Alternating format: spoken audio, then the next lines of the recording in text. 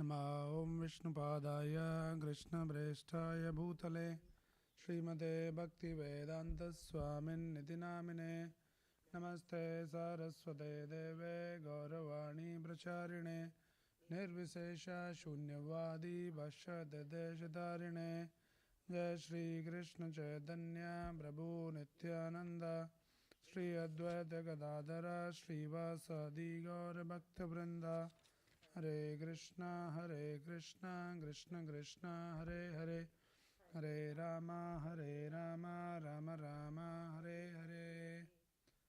Hare Krishna. Thank you everyone for joining in for this yet another very important chapter. We are reading today, discussing today the divine and demonic natures. So we'll be reading from Srila Prabhupada's Bhagwad Gita as it is. So whatever we'll be discussing is from the teachings of Srila Prabhupada. So this chapter is the divine and demonic nature. Let us see this. So what is this? What is good and what is bad? Is there something absolutely good or something is absolutely bad, or it is just a perception of the people? Because something which was considered very bad in the previous times, that is considered good now. So was it good or bad? So how do we understand that what exactly is good and what exactly is bad? Because with the time, with the different generations, this idea of good and bad keep changing, right? So in this chapter we'll understand what is considered as divine and what is the demonic natures. So it is just like if we keep violating the principles of hygiene, right, we'll fall sick. So we need to understand what is the principle we have to follow. Now the people can say, no, it's okay, follow or don't follow, but we should know that if you don't follow, you will fall sick. Sometimes you may not realize that how the infection is increasing inside. So the chapter, Krishna guides us that what is good and what is bad here. So the whole chapter, again it is a very small chapter, not big one, and it can be summarized with this acronym DOG. So see, in initial few verses, Krishna explains about divine and demonic qualities. So actually speaking, in just initial 3 verses, Krishna explains about the divine qualities. And then rest of the chapter is dedicated to explaining the demonic qualities, demonic mentalities, demonic attitude, their activities, their philosophy, so that we become well aware of what is called a demon. Right? And then, so Krishna explains in the second section of this chapter that opinions and outlook of demons. And then, towards the end of this chapter, Krishna talks about the gates to hell. 3 gates he talks about. So we should be also again aware and careful about what are the 3 gates to hell.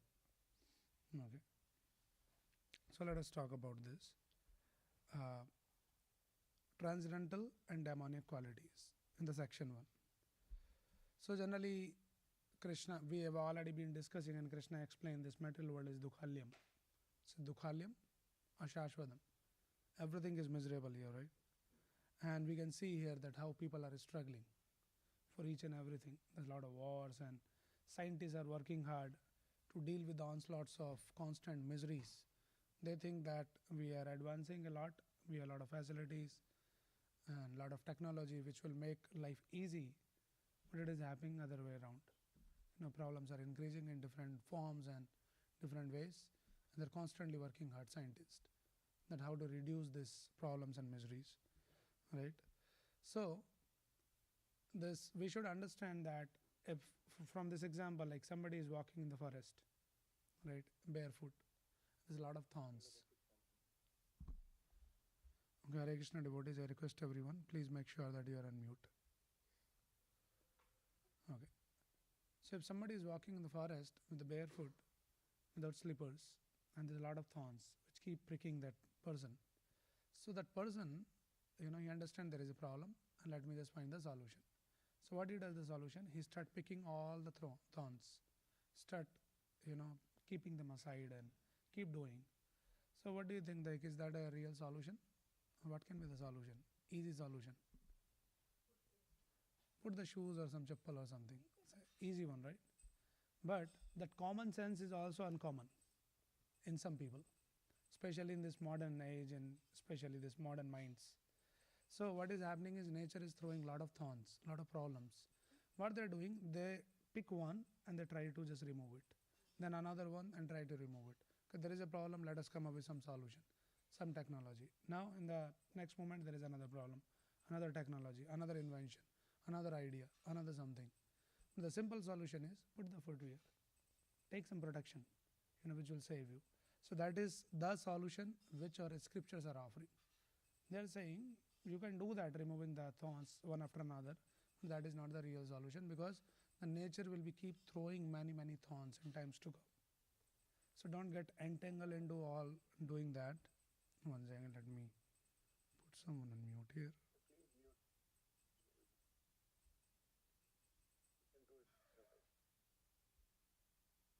Yeah. Okay. So what is happening is people are thinking that we are solving the problems, but actually they're not solving the problems. The reality is they're creating more and more problems by violating the laws of nature, right? And this quality of violating the laws of nature with the idea that we'll make this place a better place, or we'll come up with our own comforts and facilities, is also considered a demonic mentality.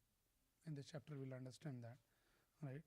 So the real solution is, if we use our time and energy for the purpose for which this human form of life is offered to all of us, which is to attain liberation.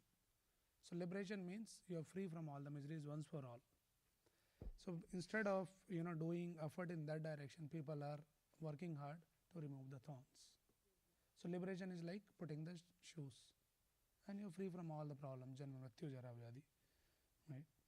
So we'll be talking about that. So let us just move on to the verse, what Krishna explains.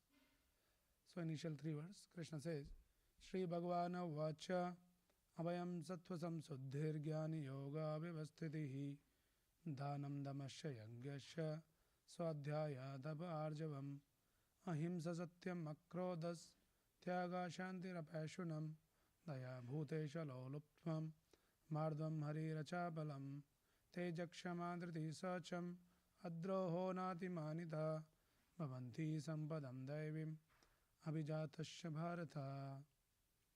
So Krishna mentions the 26 qualities in the 3 verses, which is Bhavanti Sampadam Daivim. They're called the Devi Sampada, means divine qualities. Devi Sampada means that is the real quality that one should aspire. So there are 26 in numbers in these 3 verses, and these qualities are Abhijatasya Bharata. From where these qualities comes, how one can have those qualities? It is available somewhere that you go outside and get that. It says Abhijatasya, that those qualities are the person when is born, naturally they are there. So that is also a science, that how a child can be born with those qualities. We'll talk about that also. So let us look at some of the important qualities here. We cannot go with each and every one, 26. So let us start with Abhayam Sattva Samsuddhir Jnani Yoga Vyavasthiti. So there are divine qualities and there are demonic qualities. So Krishna explained that divine qualities develops from the mode of goodness, and the demonic qualities develops from the mode of passion and ignorance. We'll understand more. So what are these 26 divine qualities? Now, Prabhupada has given a long purport and he explained each and every quality.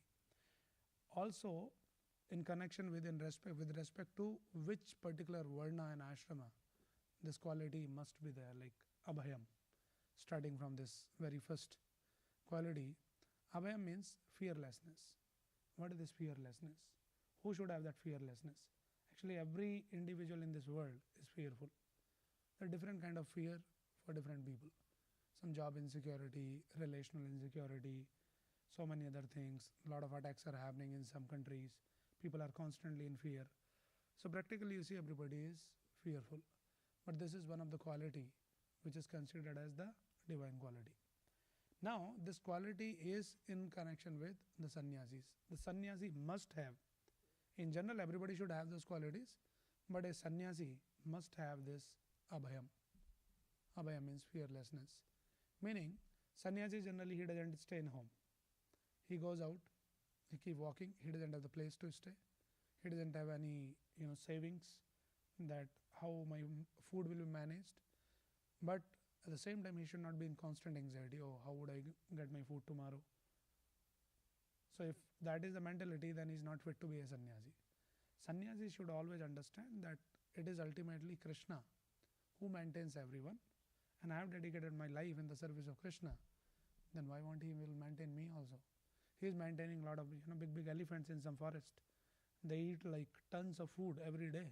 I eat hardly some 2 chapati. Right? So Krishna is arranging tons of food for so many animals in the forest. Then why I should worry about my food? Krishna will arrange. So that kind of faith and conviction should be there in a sannyasi. So that is about the abhayam. And also we should understand in general, this is in connection with sannyasi, but in general we're always in constant anxiety of so many securities. But we should think sometime that how Krishna has been maintaining all of us. Like when the child is in the womb of mother, who's protecting the child? Mother can't do anything, right? But child is in a situation, is surrounded by all kinds of dirty stuff, and some the bugs will also be biting him and all of that. But then child at the right time, he comes out carefully and safely, and by the nature's arrangement. So who was providing the food in the womb of the mother? There was some arrangement was made by the will of the providence. Protection was also given inside.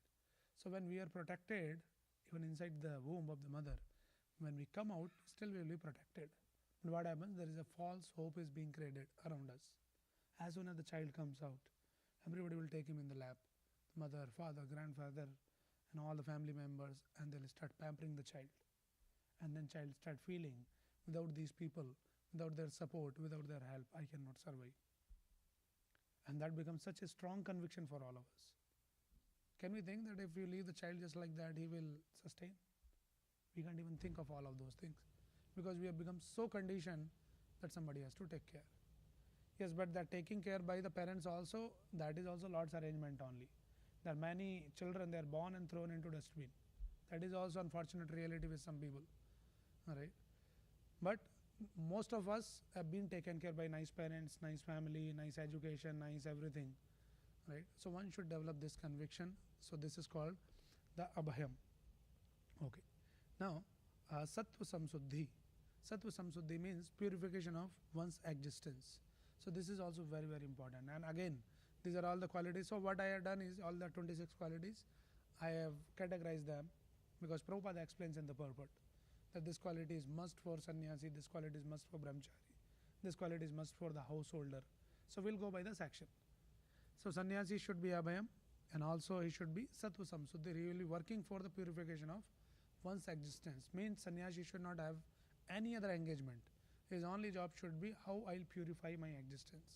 So that process of Krishna consciousness, he should be completely 24 hours satatam kirtayanto mam. Should be engaged in chanting, reading, hearing, serving the Lord. So that is called the purification of one's existence, sattva samsuddhi. And then third item for sannyasi is gyan yoga vyavasthitihi, gyan yoga, cultivation of knowledge. So now this is also the duty of the sannyasi, that he engage himself in reading the scriptures, understanding them well and realizing them, and not only just for himself, but then sannyasi's duty is he goes out to beg. Right? That is how the sannyasis are. They goes out and they bag the alms, bhiksham dehi. So one should not misunderstand the sannyasis as some parasites. That they are the beggars. Why can't they work? Why can't they earn their own food? Why they're going and begging for all those basic maintenance? They should work.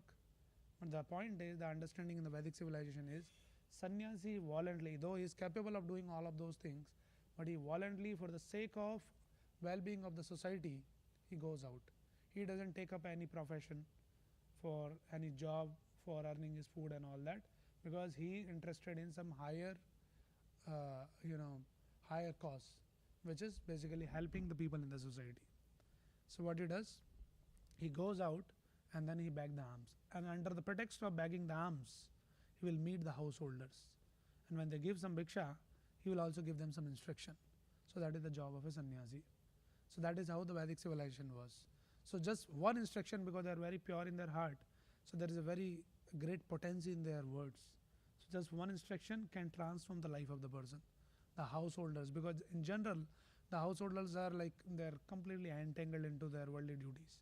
They forget about all this spiritual cultivation. So sannyasi goes and he does all of that. Right. So that is the cultivation of knowledge that he should go. So unfortunately, what happens in the due course, some people, they realize that there's a lot of respect for the sannyasis, especially the saffron robes. So some unscrupulous people, they took up this, false robes of sannyasi in the saffron robes, and they think that, oh, this is an easy way to get your food. Just go and beg, and then people will give. You will not work. So these are some bogus people, unqualified people. In the robes of sannyasi, they go and beg and they cheat the people. They take some money or some donation from the people, and then behind the back, they just engaged in some kind of intoxication and some kind of illicit affairs and all of that. So that is the unfortunate reality, and that has become a taboo. Like, oh, sannyasis are like that, bogus people. But in Vedic system, the sannyasis were highly respected people in the society. That is how the system, because for the sake of the well-being of the whole society, they'll not take their personal, career like that. Okay. So these are the qualities. So abhayam, sattva samsuddhi, and then gyan yoga. So it's not only for sannyasis. Sannyasi must have, but all of us also should aspire to have these qualities. We should be free from the fear, and we should also work on purifying our existence. We should also cultivate the knowledge of the scriptures. Okay. Next. Now, there is a swadhyaya. Swadhyaya means the Vedic study.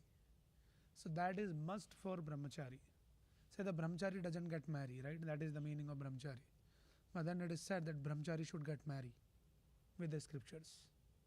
Then only he can maintain his brahmacharya. Otherwise, if he doesn't get married with the scriptures, marry means you're always together, constant companion. Right? So that is how the brahmachari's life should be. He should be always dwelling on the subject matter of the scriptures. Otherwise, if he is not married to the scripture, then he'll think of marrying someone. Then he won't be able to maintain his brahmacharya. So that is the brahmachari should always be engaged. It doesn't mean that grasta should not do the study of the scriptures. They should also do in a regulated fashion. But brahmachari's only job is always reading, thinking, meditating, sharing that knowledge of the scriptures.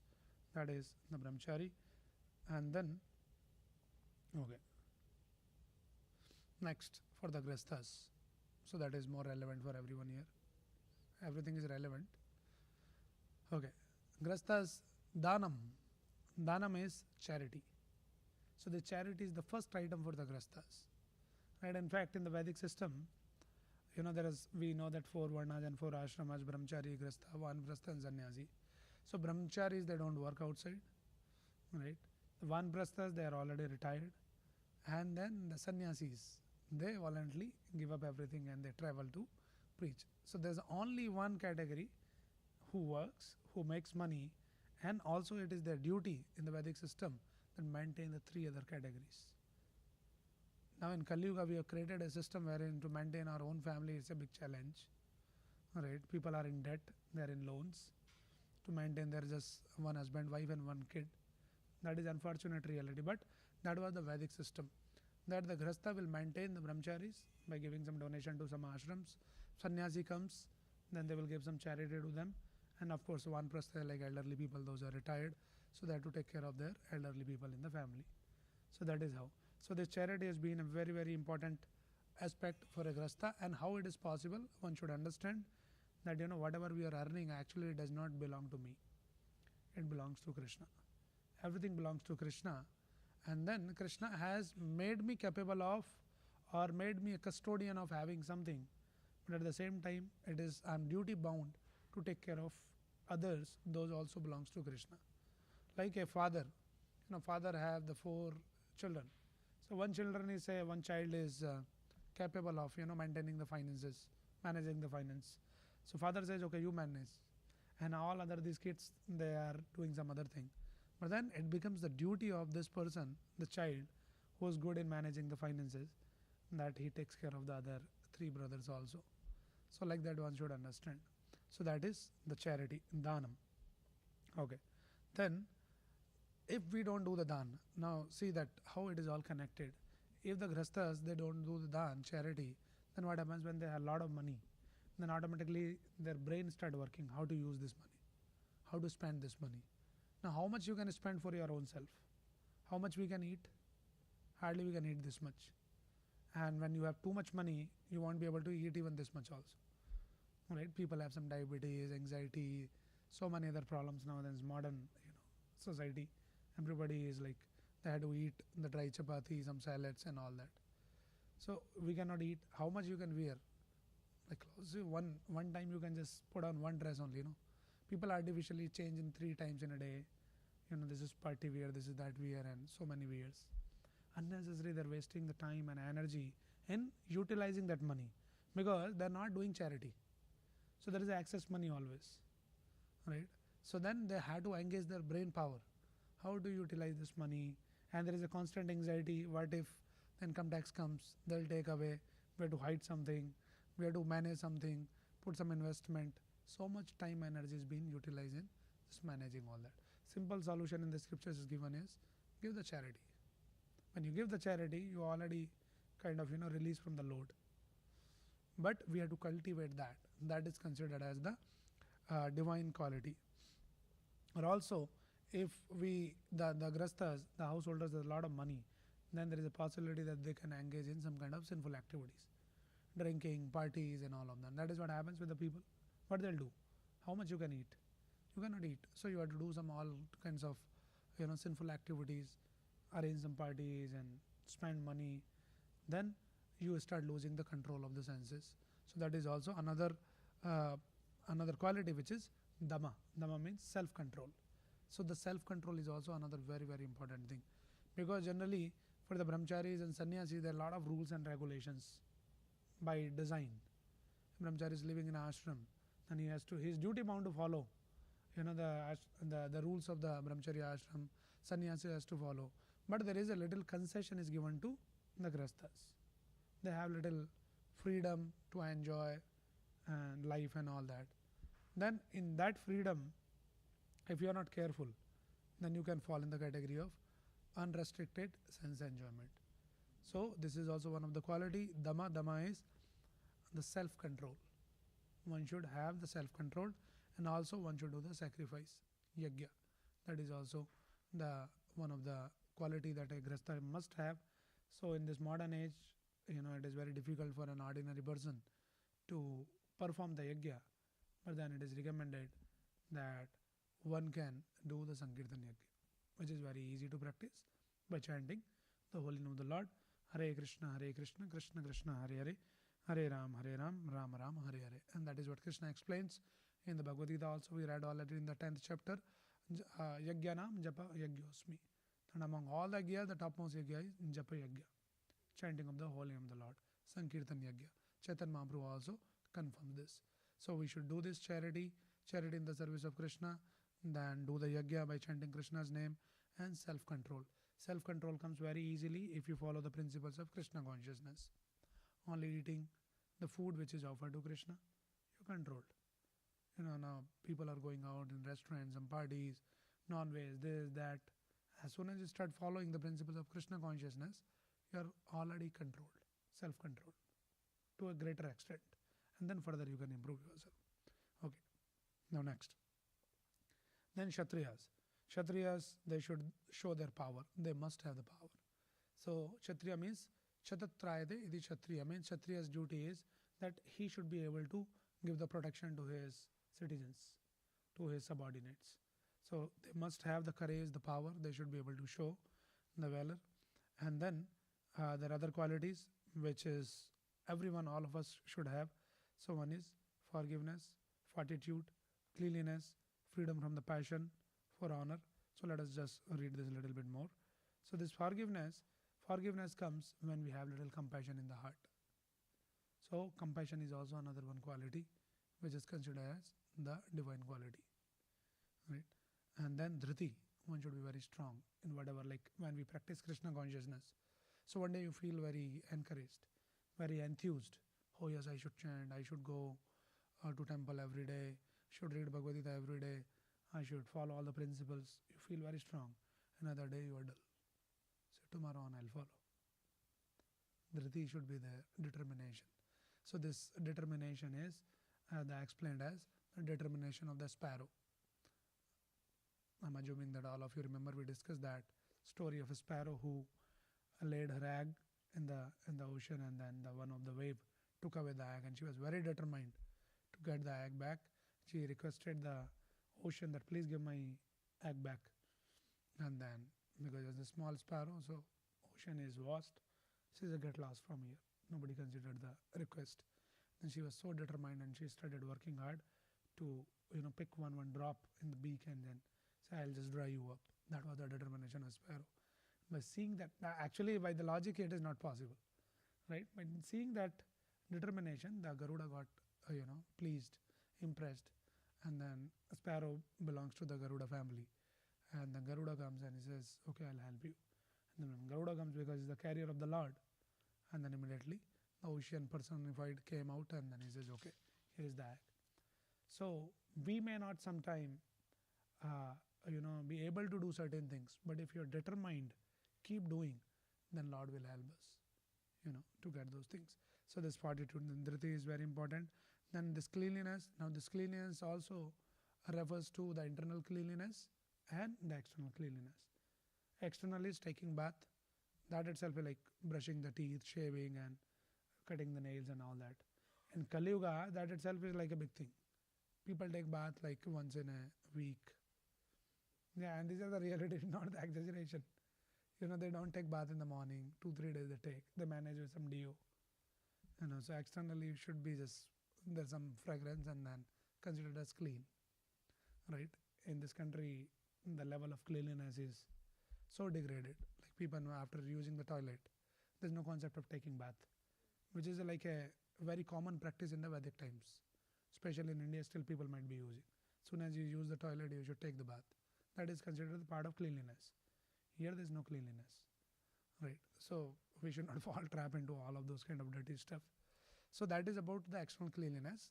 That plays a very significant role. If you are very dirty and contaminated like that, then it directly impacts your consciousness. And we all can experience when you feel tired, you feel dull, just go and take the cold shower bath. Suddenly you feel the energy, right? So that is the power of touching the water. It's a natural resources created by Krishna, right? So we should understand.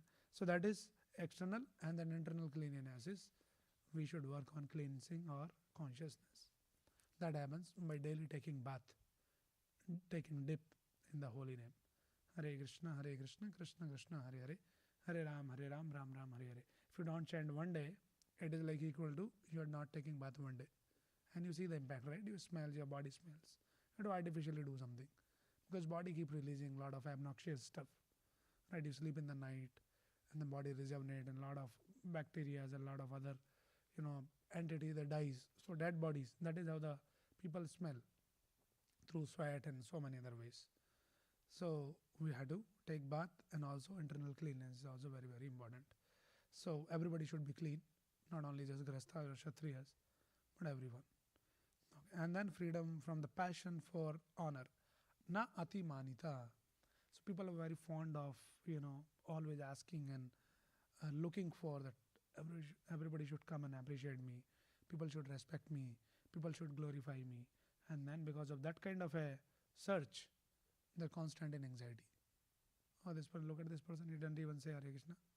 What is this? So much attitude? I'll also not say Hare Krishna. Sometimes it happens with the people, right? So one should be very, very careful. So this is na ati manida. Don't look for all this man. See, actually, the Prabhupada explains that, respect cannot be demanded. It should be commanded. If you start demanding, hey, everybody should respect me, or I'm such an important person, people immediately rejects you. You just get lost. We're not interested in you. Right? But if you have the right character, the right attitude, then people will naturally respect you if you deserve that. So respect, the man should never be demanded, it should be commanded. So work on yourself to improve yourself. People will respect. But you don't work for yourself so that people will respect. That is contamination. So this is one of the quality here. Okay. A lot of other qualities we'll just quickly discuss. Okay. Simplicity. Now, simplicity is, people may not understand, unfortunately, in this modern age, people want to look very attractive, right? They become funky. Their dresses are funky, their faces are funky, their hairstyle is funky, everything is funky. They look like monkey, right?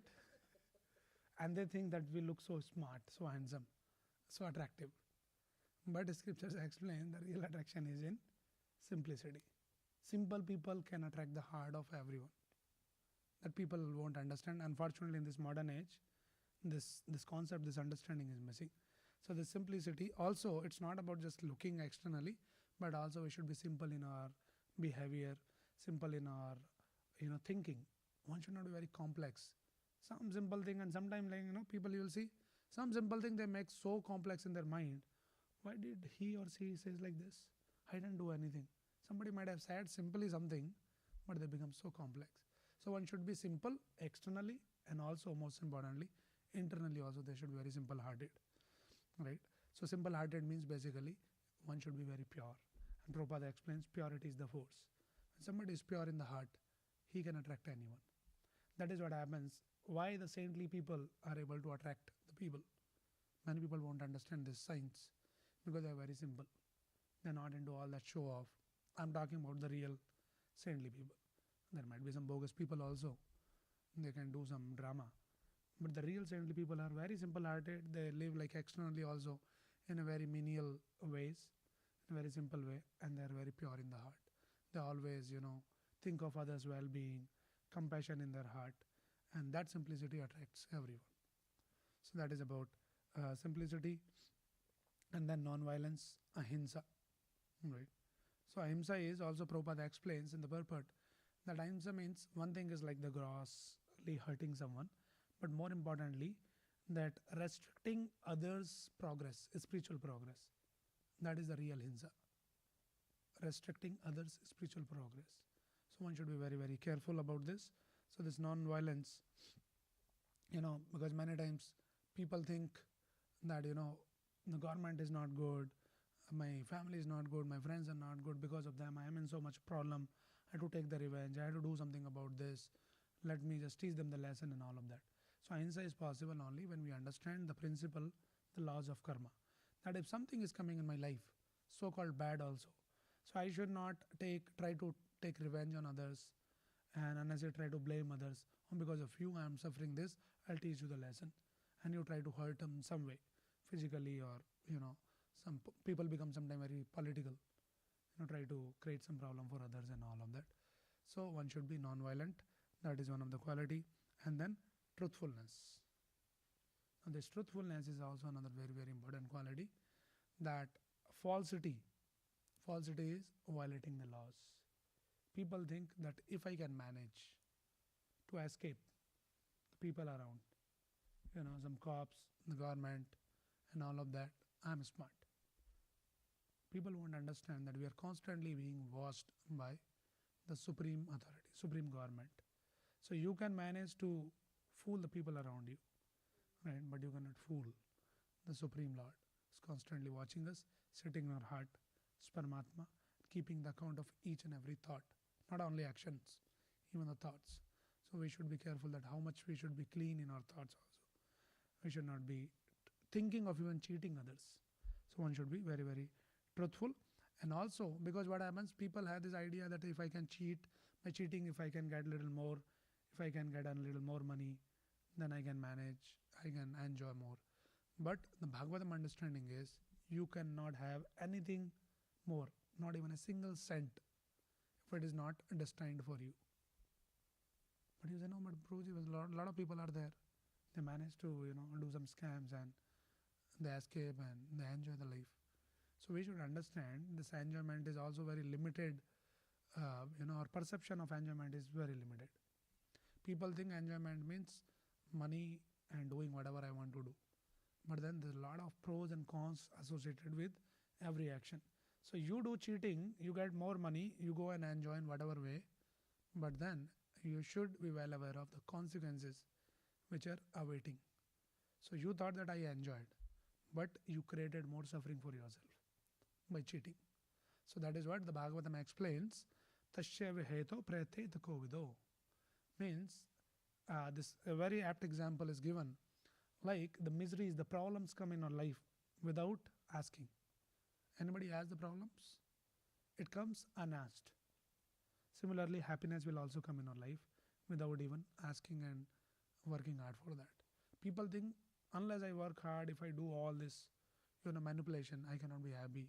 I have to have more. This is a false notion, false understanding. So this truthfulness is also very, very important. One should not fall on that.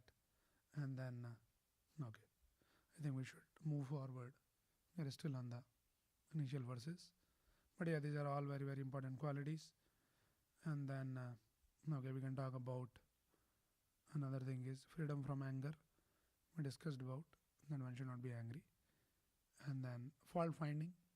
This is a, it is becoming more and more pronounced, prominent in this modern society, finding faults.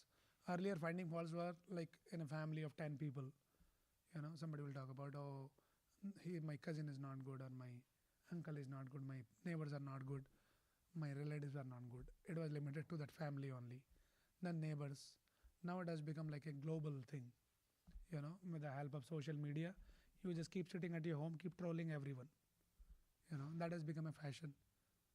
Somebody just tweeted something, you are putting your comments. This is bogus, this is nonsense. Keep trolling and keep fault finding with everyone. So that becomes a nature. For everything, you think that I am so smart, I can give the opinion for each and everything. Nobody cares about your opinion. You're just simply wasting your time by giving the opinion on different forums. But also, it is kind of developing a wrong attitude, fault finding. So this is called apashunam. One should not get into this fault finding. Rather, it is recommended that one should develop the eyes to see good in others. If there is no good, still you should find good. That is the real saintly person. Saintly people, they can even see the small tinge of good and they will just enhance it. And they'll ignore all kinds of bad things. Right? So that is the ideal character that one should have. So this is Nirvana quality. And then compassion. Now compassion is, the real compassion is compassion for the soul. So Prabhupada gives this example that compassion for the shirt or the coat of a drowning man is not the compassion. Person is drowning in the ocean. You go and you just take out the coat. I saved the person. No value. So this body is also like an external covering. So our compassion is, yes, definitely we have some compassion. If you see some poor people, some needy people, we try to help them. But that is not the real help. As a matter of duty, we do that. But the real help is the compassion for the soul. That why this particular person is put into this kind of a, suffering situation. How can I help? And then when you read Bhagwad Gita, you understand that when a person commits a lot of sinful activities, they are put into the sinful suffering situation. So we should help them to take them out from the sinful tendencies. That is possible only if they get connect to Krishna. If somehow or other we can help them by giving the holy name, some knowledge, some prasadam, and whatever way we can give them Krishna. And when they touch Krishna, then their sinful reactions are dissipated. And that is how we can help them to reduce their suffering. So that is the real compassion. And then one should be gentle, modest, and then determination we already talked about. And then freedom from envy. We discussed about this envy also, that people are by nature very envious. So one should be very, very careful. Okay, and then austerity. We'll move to the next. And some other occasion we can discuss more in detail. Okay, now let us talk about the 6 demonic qualities. And Prabhupada explains them. These are the royal road to hell. So let us see this. What is this royal road to hell?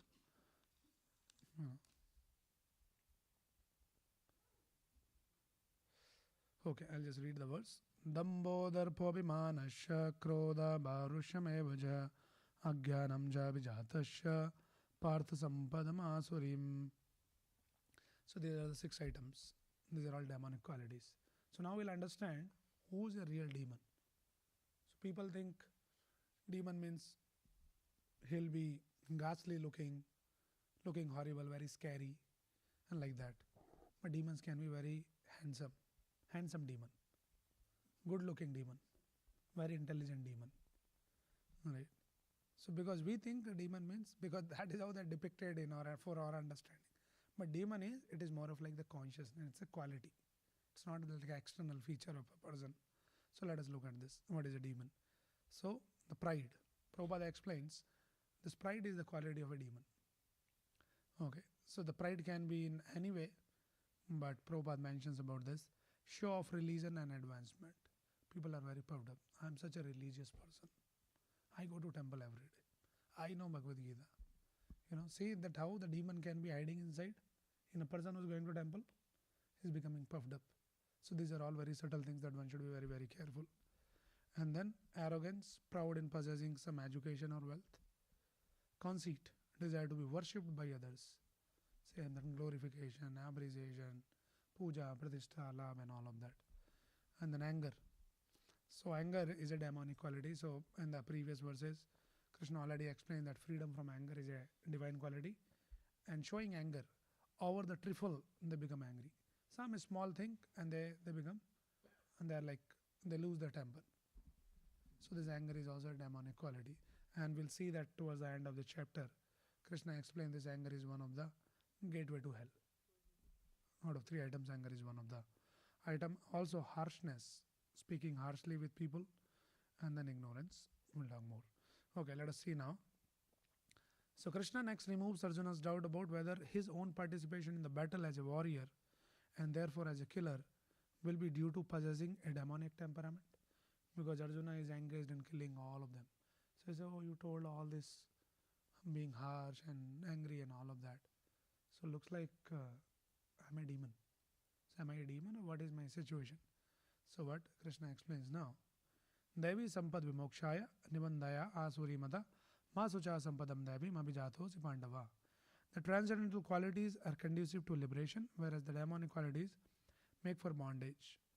So if you have the divine qualities, that is, it will help us. They are conducive for our path to liberation. And demonic qualities, they are royal road to hell. Okay. So now Krishna assures, do not worry, O son of Pandu, for you are born with the divine qualities.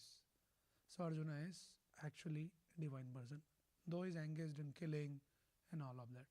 But he is not killing. So that is how we should very, very carefully understand all these things. It is not black and white. If somebody is, angry, it means he is a demon. Anger is as its own place. Like the parents are angry on the child. The parents become demons. Why they are becoming angry is a question. The teacher is becoming angry on the student, on the disciple. A guru is becoming angry on disciple. The guru is a demon? No. For what they are becoming angry? That will define is a divine or demonic qualities. So for their own personal interest, for their own personal, some desires, something not fulfilled, and something is checked, and immediately they get upset. That is demonic. But for the sake of correcting others, helping others, like the parent, chastise the child, sometimes they have to, use harsh word also. Says, oh, harshness is also one of the demonic qualities. So parents looks like they are constantly demons. They are not demons. They are your well-wishers. So that is how we should understand. Right? So here, Arjuna was thinking that, oh, I am doing all these kind of things, killing the people. So am I a demon? But Krishna assures, no. You are born with the divine qualities. Now, there are 2 kinds of created beings. The difference between the 2 is, one category they follow, they are obedient to the regulatory principles, and another category, the demons, they never cares about following the scriptures. That makes the demon. Okay. Now let us see the different opinions and all that nature of these demons. So demonic nature. Let me read the verse. We'll just go a little fast now. There's a lot of things to discuss, but we'll just share only few important things. Pravrittim cha nivrittim cha janana vidarasura na saucham na pichacharo na satyam teshu vidyade. Those who are demonic do not know what is to be done and what is not to be done. Neither cleanliness nor proper behavior nor truth is found in them. Right? So the first thing is they don't know what should be done and what not should be done. So that is demonic. They think everything is okay. you can do whatever you like to do. So this kind of philosophy is a demonic philosophy. One should always take the reference, cross check from the scriptures what is allowed to do and there are certain things which is not allowed to do. So one should be very, very careful. And also they are very unclean in their habits and externally we talk about that. And their behavior is also improper. They're always untruthful. They keep telling lies, keep manipulating things, and they're always self-centered. They doesn't care about anybody else. So that is the demonic nature. Okay. What is demonic philosophy? This was the nature and their philosophy, because demons are also great philosophers. They give big philosophy. So what is their philosophy? Asatyam apratishtamte jagad ahur anishwaram aparasparam sambhutam kim anyat kam hetukam. So what they say, that this world is unreal. Asatyam, that is their philosophy. This world itself is unreal, right? And there is no foundation and that there is no God in control. Asatyam apratishtamte jagadahur an ishwaram. There is no God. Why you are creating God? This world is false. Like in a dream, you see a lot of things, but in reality it doesn't exist. Similarly, this world is also nothing. It's just an illusion. Brahma Satyam, Jagad Mithya. That becomes their philosophy. The Jagad is Mithya. It's an illusion. It's all there in your head. So this is a demonic philosophy. And there is no God in control. So they just deny the existence of God. So now somebody can ask the question, then from where this whole world is there, then what we see, from where it came? If you are saying there is no God who created this world, then they say there is no other cause than lust, and thus this world is produced of sex desire. Say it's not God that who created the world. It is the sex desire, the male and female come together, they produce, and then in the due course it evolved. That is their philosophy. So they deny the existence of God. Then there is no God exist. We only created this world. So we are God. So that is their philosophy. Okay. Now what are their attitude and engagement? Let us see this also. Their attitude is the demonic are lost to themselves, illusioned, and have no intelligence. And their engagement is explained here, that they are always engaged in the work which is unbeneficial, horrible works meant to destroy the world. They do ugra karma, which is painful, horrible, destructive acts. So that is what is actually speaking. This modern society is engaged in doing all kinds of horrible work. So we are thinking that we are advancing, we are creating a lot of things and all of that. But the reality is, we had made this place practically inhabitable. Now the science also says that the resources are available on this planet will not last more than 100 years for all the inhabitants. But what the scripture says, Om Purnam Adapurnam Purnat Purnam Udachyate. That this creation is created in such a way that everything is complete here for the complete sustenance of the complete whole. So that is how the creation is created by the God. But now we have exploited the resources. Why? Because we have unlimited desires. We want to enjoy in so many ways. And then we are exploiting the resources. Prabhu, Haribol, can you ask them to just... people are getting distracted. Okay. So you see how the whole world has been exploited. So this is called, as Krishna is explaining here, Jagat Ahita. Whatever they are doing, it is not bringing any good to people. They are thinking we are doing a lot of good, but actually it is bringing all the distraction. Everywhere there is a crunch of everything. There is no drinking water in many places. Figuring out that how to arrange the resources for the water. There is no pure food available. Everything is so contaminated. And when some demons are sitting on top as the leaders with all this kind of philosophy, with all this kind of attitude and engagement, then they exploit everywhere top to bottom. And you can see that very grossly. With little, wide open your eyes and you will see everything is so much manipulated. Now you see the packaged food in this modern age, which is special in this country, the USP of them, of this country, that everything is packaged. But then kind of preservative they used in the packaged food, they're proven to have some kind of chemicals which cause the cancer. But they're allowed to sell in the market. So what they're selling openly? They're selling cancer. That is a demon. Because they're only interested in money. They don't care about who will die, what will happen to people. And that is how we see that, there's so many varieties of diseases are coming. Every other day some new disease. And that gives them a lot of business. The whole medical industry, the whole insurance, everything is a scam. So that is what happens when the demons are sitting on top. This kind of mentality. So their actions, their ideas, their opinions, their inventions, they are Jagat Ahita. They are doing Ahit. Nobody is happy. People are in anxiety because they created an artificial lifestyle, artificial competition. If there is the small child, school-going child, securing like 90% marks, he is in anxiety. Why 90 only? They should have 99 or possible 100. So much artificially we created that competition. As if, those marks in the scorecard is only going to define his entire life. That doesn't define the person. But there's so much artificial this thing is created, and sometimes people are not able to deal, especially the school-going kids and the college-going kids. They can't deal with so much of pressure and all this. And we see unfortunate reality, they go and commit suicide. Who's creating all this? Leader is responsible. What kind of society we are creating? So when the demons are sitting as the leaders, this is the kind of society that we are facing today.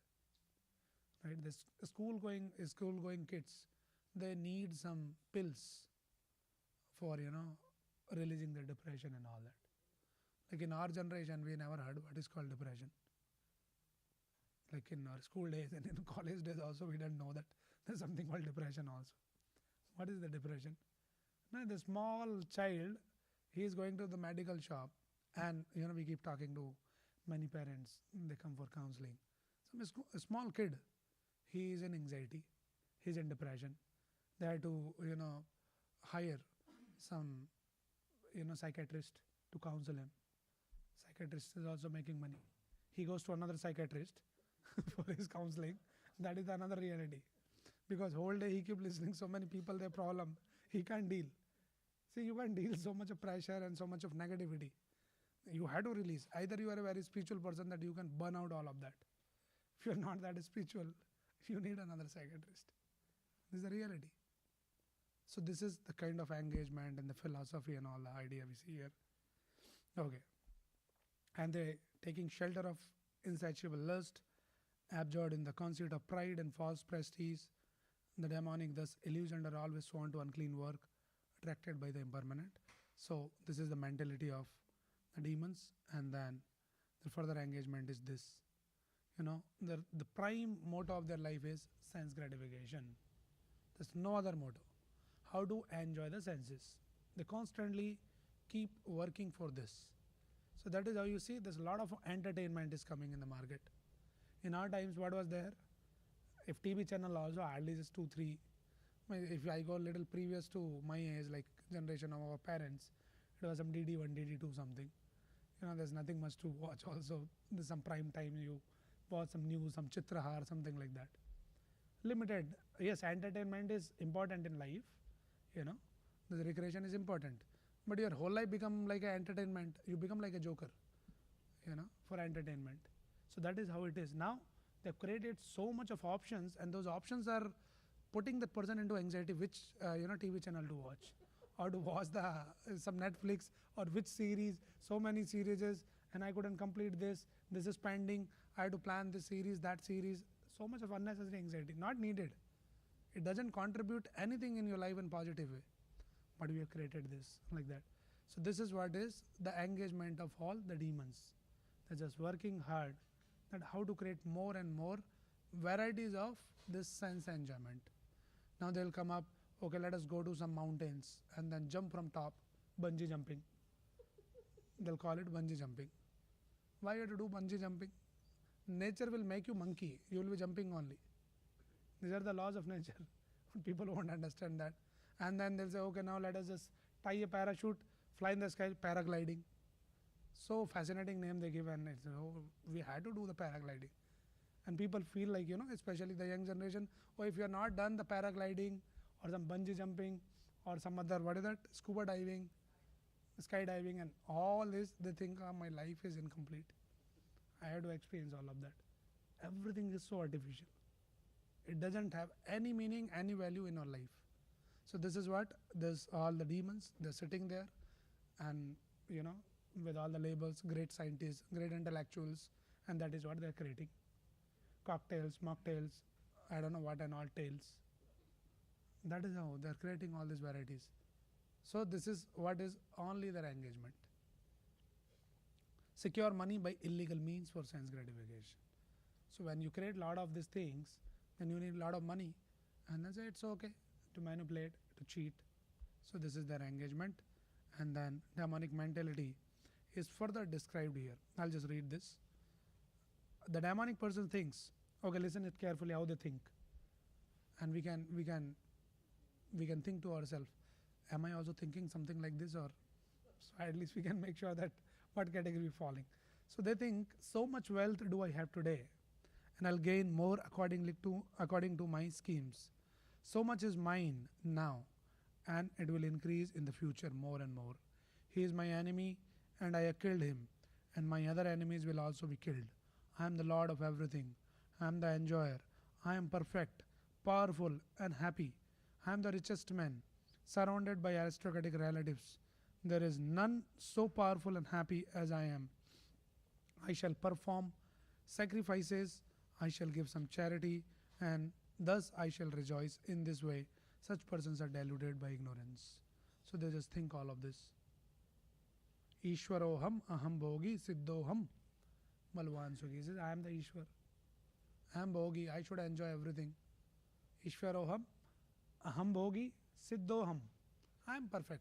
Don't tell me all this Bhagwad Gita. I know everything. Prabhuji, you come, I'll tell you what to do, how to enjoy. Siddhoham. You think I am perfect, I know everything. Aham bhogi. I am the enjoyer. Lot of money, schemes, plans, completely absorbed. So that is what is their plan. Why this is happening? And because of that, in the previous verse it is explained as one of the, also another quality of demon is chintam aparimeyam cha pralyantam upashrita kamopabhoga parma etavad iti nishchada. They're constantly in chinta. Demons. The divine people, they're not in chinta. They're in chintan, not in chinta. They're in chintan of Krishna. And when you are in chintan, there's no chinta. Right? But these people, because they have a lot of desire to enjoy, aham bhogi, I want to enjoy. So many artificial means of enjoyment, and they are always keep thinking like that. So that is the mentality is further described here. And what will be the result of this kind of mentality and this kind of engagement? Thus perplexed by various anxieties and bound by a network of illusion, they become too strongly attached to sense enjoyment and fall down into hell. This is what happens with the demon. What is their destination? They'll go to hell. So this said here, aneka chitta vibranta mohojala samabrata prasakta kama bhogeshu patanti narke suchau. They'll go to the narak by doing all of this. That is their destination. But they are completely unaware of all these facts. They think we are enjoying. Right. So they're perplexed by anxiety, too strong attachment to sense enjoyment, fall down to hell because of the network of illusion. And let us just read this also. Their nature and their preachings. So being self-complacent and impudent, they are deluded by wealth and false prestige. They proudly perform sacrifices in name only without following any rules or regulations. So the demons, you will see sometime. So in the beginning I was explaining, right? Demons are not like a different looking person. They are amongst us, not amongst us. So it is said that, in the Satya Yuga, in the previous time, the demons, they stayed in two planets.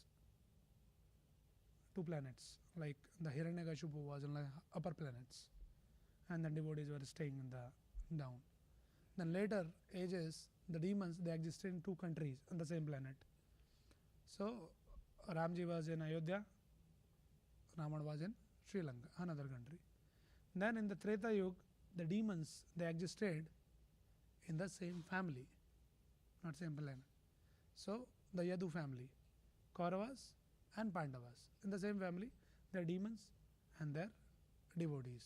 Now in Kali Yuga, it is not different planets, it is not different countries, it is not different one family, but the demon and devotee, they stays in the same person.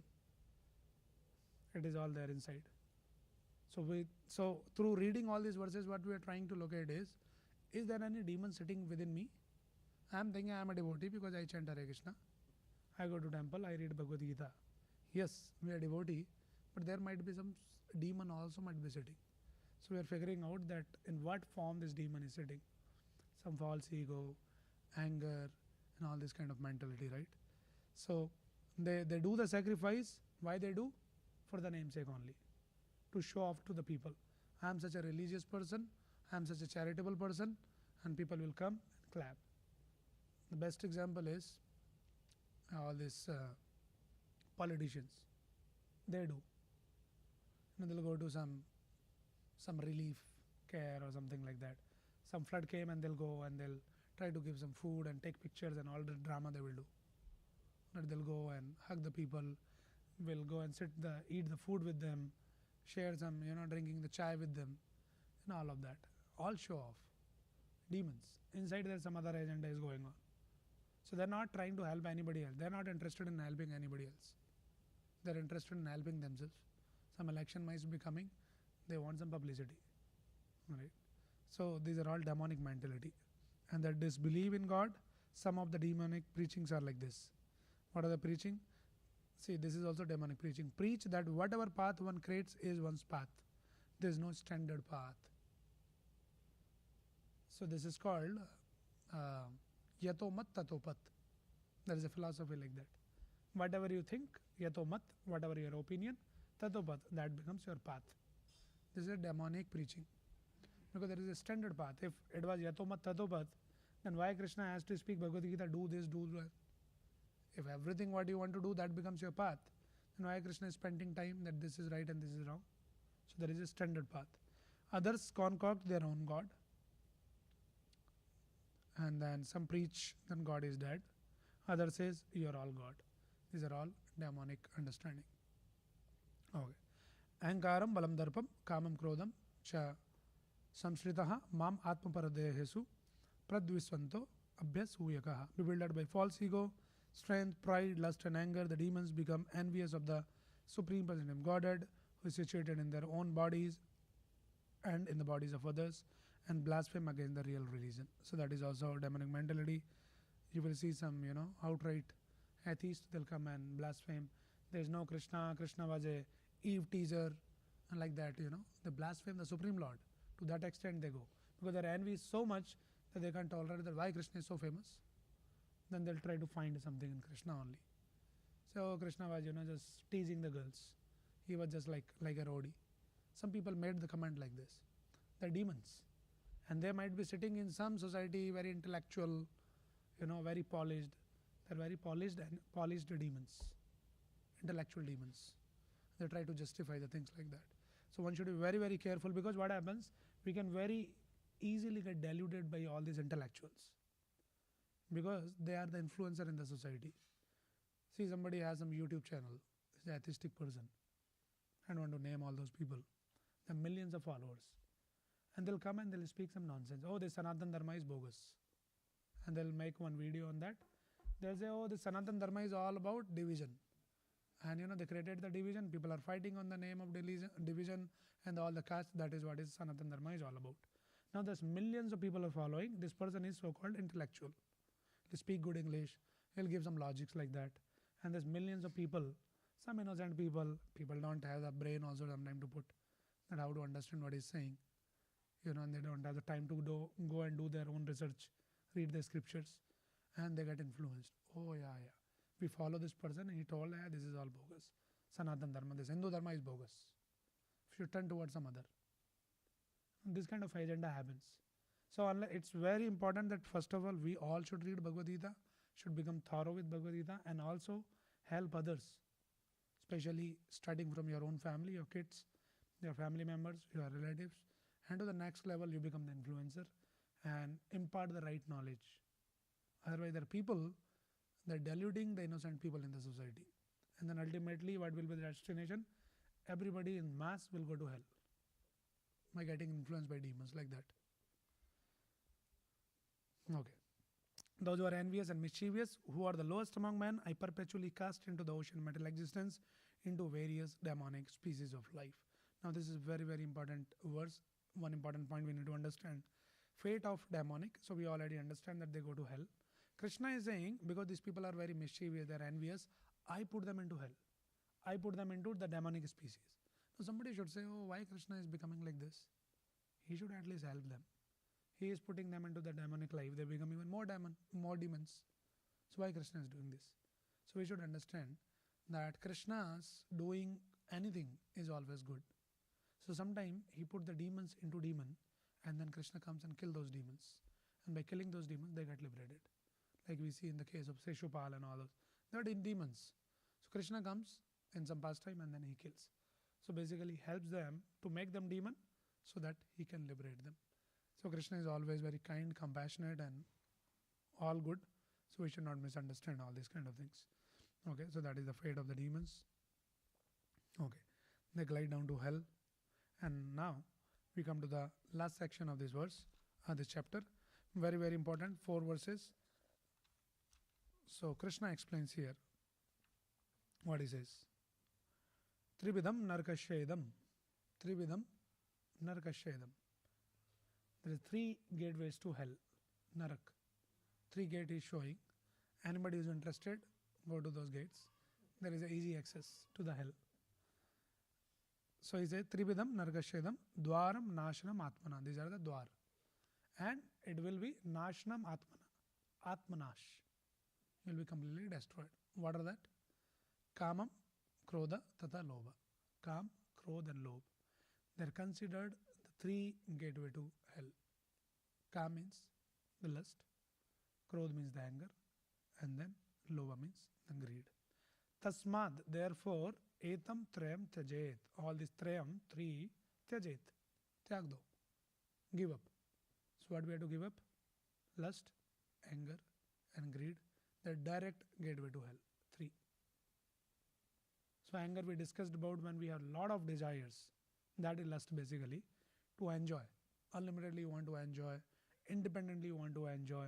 You create your own means to enjoy. You don't care about what is right, what is wrong, what is sinful, what is not sinful. Say, my goal is to enjoy. This is lust. Go to hell then. Krishna is saying, not me.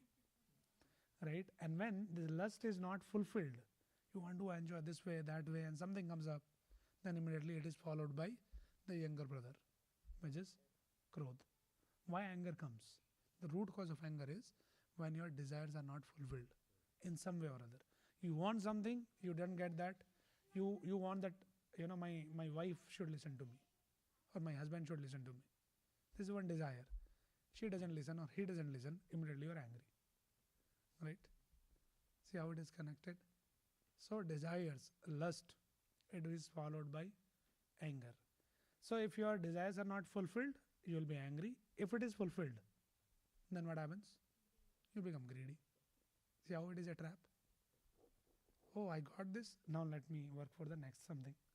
Let me work hard more. I'll get more. So Krishna is saying all this kamam, krodham, tada, lobham. These are all tribidam, narkashyedam. 3 gateways to hell. Therefore, tasmadedam, trayam tajet. Give up all this. So one should be very, very careful. And the next verse Krishna says, the man who has escaped these 3 gates to hell, O son of Kunti, performs acts conducive to self-realization and thus gradually attain the supreme destination. So it's so very important that we have to become free from this lust, anger and greed. Then only we can work for the self-realization. So this desires to enjoy independently, and then people cheat and everything will fall in this. So one should become free. Then only you can think of some liberation and going to some higher elevation. Okay, because they lead to degradation of the soul. By controlling these qualities, one escapes demonic life and attains happiness. What are the actions of one who has kept these three gates. He performs acts conducive to self-realization and attains supreme destination. Now, last two verses, very, very important verses. Please hear them very carefully. Those who are joining online, if you are distracted, please come back, pay attention here. We can see them that. Where are they? So it says, Yash Shastra Vidim Usrajya Vartate Kamkarada Na Sasiddhim Avapnoti Na Sukham Na Paramgati. Yash Shastra Vidim Usrajya. One who Shastra Vidhi, whatever is given in the Shastra, Usrajya, give up. You don't follow the Shastra Vidhi, the instruction of the scriptures. Vartate Kamkaradaha. Right? And he acts according to his own whims. He doesn't care about the scriptures. To that person, what happens? Na sasiddhim. There is no siddhi, there is no perfection. He can attain life. Na sukham. He cannot be happy. Na paramgati. He will not attain the higher destination even in the future. So either in this life or next life, both the lives are doomed. You will not be happy. You can think, oh, I can act in whatever way I want to do. I don't care about the scriptures. I want to enjoy in my own way. You will not be happy. Na sukham, na paramgati, na siddhim. You will not attain the perfection. Perfection, what is the perfection of this human form of life? Perfection is to get released from this bondage of material existence. That is the perfection. Anything less than that you get in this material world, then it's a defeat. Your purpose is defeated. And na paramgati. So he who discards scriptural injunction and acts according to his own whims attains neither perfection nor happiness nor the supreme destination, which is the sole goal of this human form of life, to attain the supreme destination. Because as we discussed already, that this human form of life is the only opportunity wherein we can attain the supreme destination. If you don't attain this, it's complete defeat. You might be a very powerful man, you might be a king of the world, you might be a famous personality, millions of followers, but then what happens? We'll go to hell if we don't follow the Shastra with him. And then that is why Krishna says, need to follow the Shastra. Tasmat. Tasmat means therefore, Shastram pramanam te karya vyavastito gyatva Shastra vidhanoktam karma kartum iharasi. One should therefore understand what is duty and what is not duty by the regulations of the scriptures. Knowing such rules and regulations, one should act so that he may gradually be elevated. So when Prabhupada came to this country, and people used to talk that, Swamiji, what you are talking about all this, Bhagavad Gita, Bhagwadam, the scriptures, we are so advanced. Prabhupada says that what is your advancement? If you are advanced, you are considered as the advanced nation, then why your country is creating a lot of hippies? That is not the sign of an advanced nation. Hippies are like completely disillusioned people. If you are advanced, you have all the amenities, all the facilities, then why this country is creating all kinds of homeless people? What is this advancement? It's all artificial hype. People, create their own definition of advancement. What is advancement? Prabhupada said that hippies, why the hippies are coming more and more. And then Prabhupada says, look at these devotees, the young boys. They were earlier hippies, but then they started following the teachings of Bhagavad Gita and Bhagavatam. Look at their life. Now they don't intoxicate, they don't have any illicit connections, they don't eat meat, and their life is blissful. Their faces are bright, they're constantly in bliss, they're enjoying the life. So that is what exactly the Shastra offers us. If we follow Tashma Shastram Pramanam De Karya Vyavastito, we should understand from the Shastra Praman that what is the duty and what is not the duty, what should be done, what should not be done. If you think that, we can have our own ways of enjoyment, then na sukham, na paramgatim, na siddhim. Nothing will get. And this practical example is that Prabhupada showed to the world that you see the devotees in Hare Krishna movement, that whatever the idea that people have, the conception they harbor for enjoyment, that enjoyment means intoxication, meat eating, gambling, illicit relationship. That is enjoyment. But devotees, they reject all the four items and go and see that who is happy. They are not in anxiety, they are not in worries, they are not in chinta, but they are in chintan. So just by following the scriptures, the rules and regulations of the scriptures, which is very, very easy, and in simple and short, the whole thing can be concluded by saying that one should follow the four regulative principles, which are no meat eating, no gambling, no illicit relationship, and no intoxication. Follow this. You are free from all kinds of sinful activities in your life. And also chant Krishna's name. Hare Krishna, Krishna Krishna, Hare Hare, Hare Ram, Ram Ram, Hare Hare. And this is Shastra Vidhi. So if we don't follow the Shastra Vidhi, if we don't read the Shastras, we don't understand, we don't practice, then, na sukham na param gati.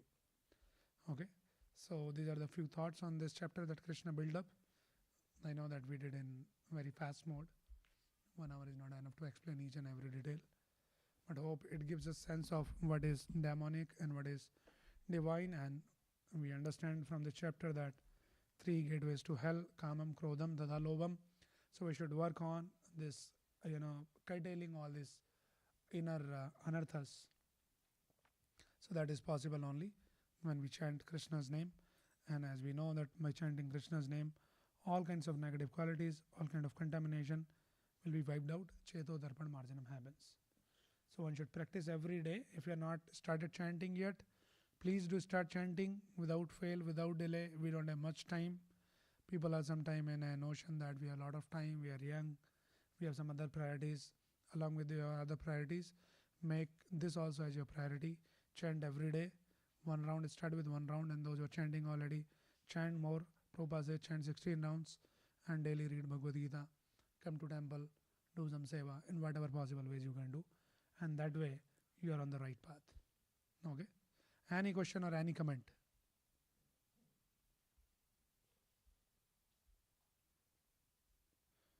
Okay, those who are online, anybody's any quick question or any comment?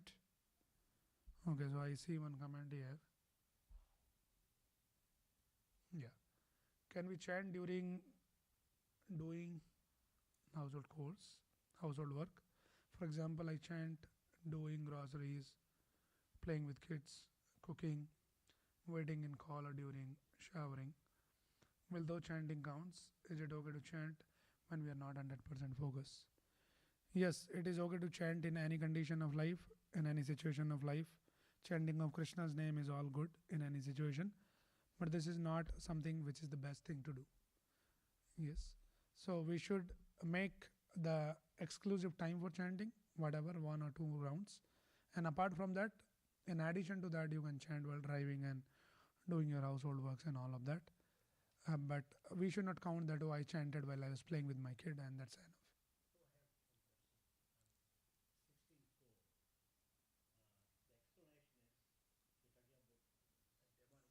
Dambodhar Bhavimanash.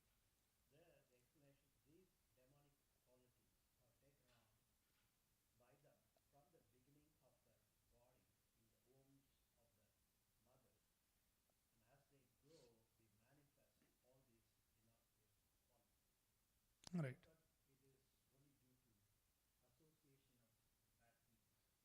Yeah, that is also one way that with the association also we develop it further. But in the first 3 chapters, if you read the toward the end, the last lines of 3 verses, Krishna says, Abhijatasya. These qualities, we are born with all those qualities.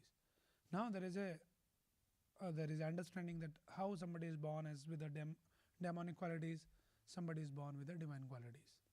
Right? So nature gives us the certain bodies and certain qualities based on what you desire. So if we sometimes misuse the freedom which is given to you, then this freedom is taken away. So the freedom is taken away by covering yourself with the good qualities and all of that. So it is all about the laws of nature that we discussed in the past. So what you desire, that will be given to you if you deserve. Yes. But with association, as you said, association also plays a very, very significant role, that you can develop the bad qualities. Also, it works other way around also.